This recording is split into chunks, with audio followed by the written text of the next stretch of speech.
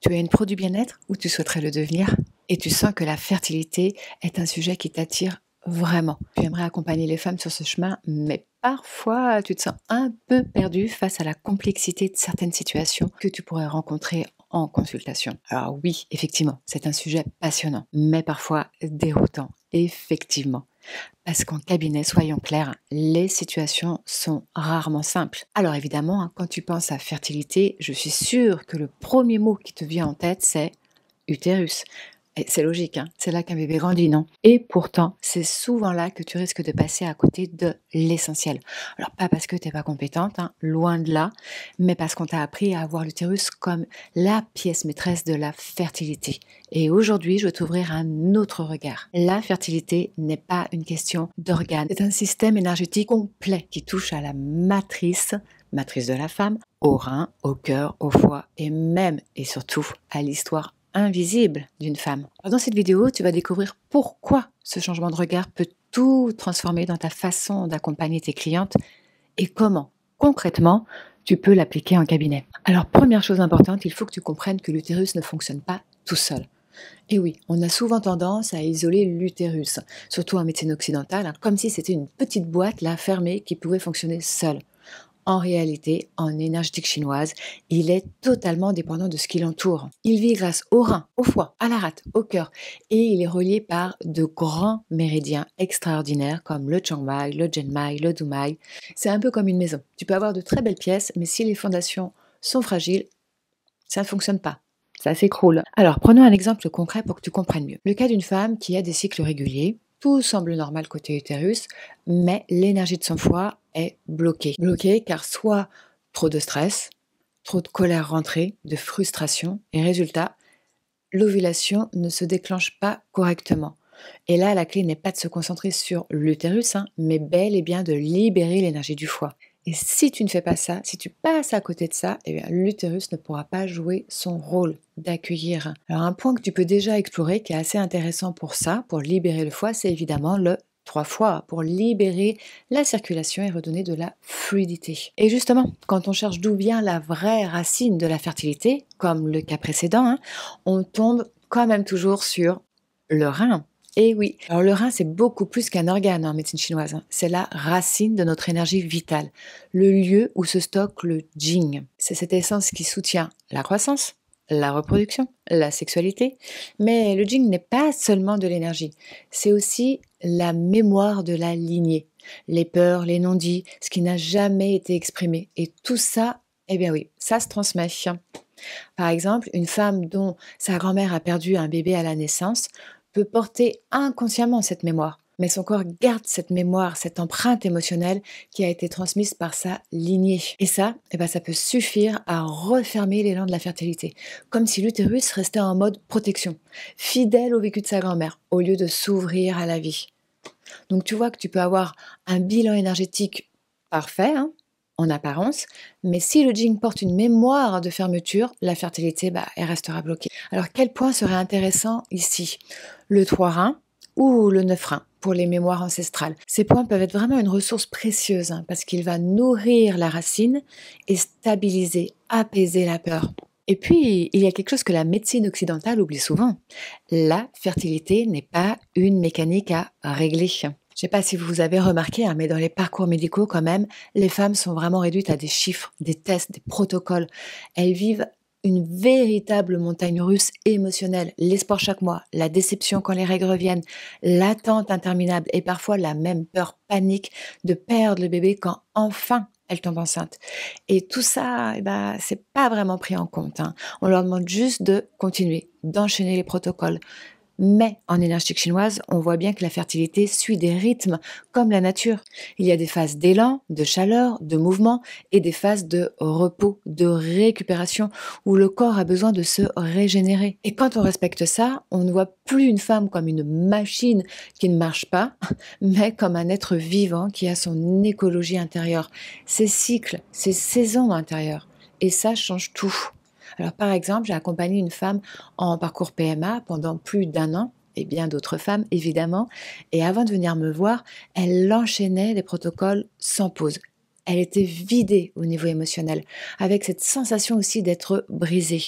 Donc ensemble, on a travaillé à lui redonner déjà du repos, à soutenir sa rate avec le 36 Esto et à introduire le Moxa entre chaque protocole de FIV. Reconstruire son énergie pour l'aider, pour se reconnecter à son corps aussi. Ce simple respect de ses saisons intérieures, de son rythme intérieur, a changé sa manière de vivre le processus. Elle s'est sentie moins écrasée, plus actrice de son chemin et surtout reconnectée à son corps plutôt que de le voir comme une machine un peu cassée. Et quand une femme commence son parcours vers la maternité pour devenir maman, évidemment, il y a souvent beaucoup d'espoir. Et donc au début, chaque cycle est une promesse, une chance, elle y croit, elle s'y projette. Et heureusement. Mais quand les mois passent, quand les tests restent négatifs ou quand une grossesse n'arrive pas à tenir, et l'espoir, là, du coup, va se transformer petit à petit en peur. La peur de ne pas y arriver, la peur de ne pas être faite pour ça, la peur de bloquer le process inconsciemment. Et c'est souvent là que le cercle vicieux commence. Et oui, parce que ces émotions, tout ce qu'elle ressent, ne reste pas dans la tête. Elles viennent envahir le corps. Elles les figent. Et comme tu sais, en énergétique chinoise, le corps et les émotions ne font qu'un. Et à force d'être agité intérieurement, le processus peut littéralement se bloquer. Et c'est là qu'on comprend pourquoi, en médecine chinoise, le cœur est central. Alors le cœur, c'est l'empereur des émotions. Et il est directement relié à l'utérus par ce qu'on appelle le baomai. Alors qu'est-ce que le baomai?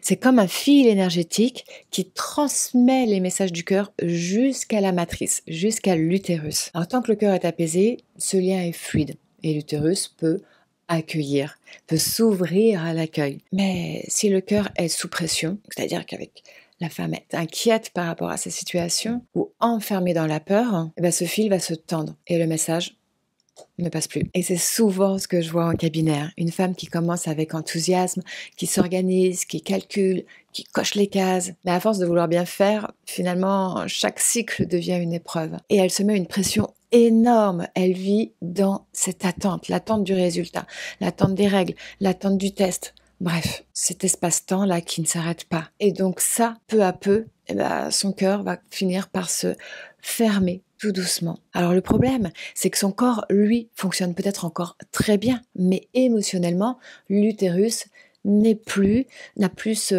ne remplit plus son rôle d'accueillir, sa fonction d'accueillir. Parce que quand le chêne, donc l'esprit du cœur, l'âme du cœur est contractée, il n'arrive plus à dialoguer avec la matrice, avec l'utérus. Et toi, en tant que praticienne, c'est là que tu peux vraiment faire une différence en aidant ta cliente à apaiser son cœur, à retrouver confiance en elle et à relâcher ce contrôle. Et c'est justement pour ça que dans ces situations, je vais souvent travailler avec des points qui apaisent le cœur.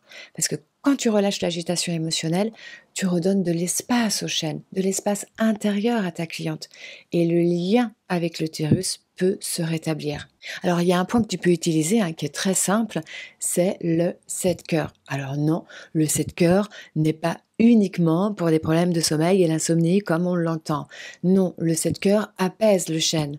Donc tu peux avoir des problèmes d'insomnie qui ne sont pas forcément liés au 7 cœurs, ça ne fera pas grand-chose. Donc non, là, il va apaiser, il sécurise et il permet à ta cliente de retrouver un état intérieur serein. Donc tout ça, tu le verras via ton bilan énergétique. Mais il y a aussi tout ce qui ne se voit pas. Parce que oui, on peut observer les cycles, les douleurs, l'endométriose, les règles irrégulières, la fatigue, tout ce qui est lié à l'émotion aussi. Et bien sûr, ce sont des signaux très importants à prendre en compte dans ton bilan énergétique. Mais ils ne disent jamais toute l'histoire. Surtout pour des cas complexes comme ça, où à la surface, ça paraît lisse, mais pourtant, derrière chaque symptôme, chaque femme, il y a une expérience de vie. Des émotions qui n'ont pas été digérées, des mémoires que le corps continue de porter en silence. Par exemple, une IVG vécue il y a 10 ans. Aujourd'hui, tout semble revenu dans l'ordre, le cycle est normal, l'utérus fonctionne bien, la femme a depuis refait sa vie, tout va bien, elle l'a digéré, elle l'a bien vécu, mais à l'intérieur, le corps garde une trace comme une empreinte invisible. Et cette mémoire peut suffire à fermer, à protéger, à dire inconsciemment « je ne veux pas revivre ça ». Et c'est pour ça qu'accompagner la fertilité, ce n'est pas juste traiter un utérus. C'est écouter une femme dans sa globalité, son corps, ses organes, mais aussi son histoire, ses émotions, et ce qui vit à l'intérieur d'elle. Alors je suis sûre que maintenant tu comprends mieux pourquoi la fertilité ne peut pas se résumer à un seul organe et oui, pourquoi parfois tu peux te sentir perdu face à une cliente. La fertilité finalement elle est partout. Elle circule donc dans le rein, le foie, le cœur, la rate et surtout dans les mémoires intimes de chaque femme, dans les lignées de chaque femme aussi. Et d'avoir ce regard en tant que praticienne, ça change tout. Et oui, parce que là tu vois bien qu'accompagner la fertilité, c'est pas appliquer une technique, mais c'est savoir ouvrir la bonne porte d'entrée. Et c'est exactement ce que je t'enseigne dans ma formation Femina Tao, grâce notamment à ma méthode Flow. Donc une approche claire et structurée qui te montre comment lire l'énergie féminine, comment relier le corps et l'émotionnel et comment accompagner avec confiance et impact, et ça dès tes premières séances. Alors si tu veux découvrir cette méthode et voir comment elle peut transformer ta pratique, j'ai préparé une vidéo spéciale pour toi. Le lien est juste sous ces vidéos, tu as juste à cliquer dessus. Et souviens-toi, renforcer l'utérus ne suffit pas. C'est en nourrissant les racines, les reins, le jing, le chêne, que la vie peut vraiment s'épanouir. À la semaine prochaine.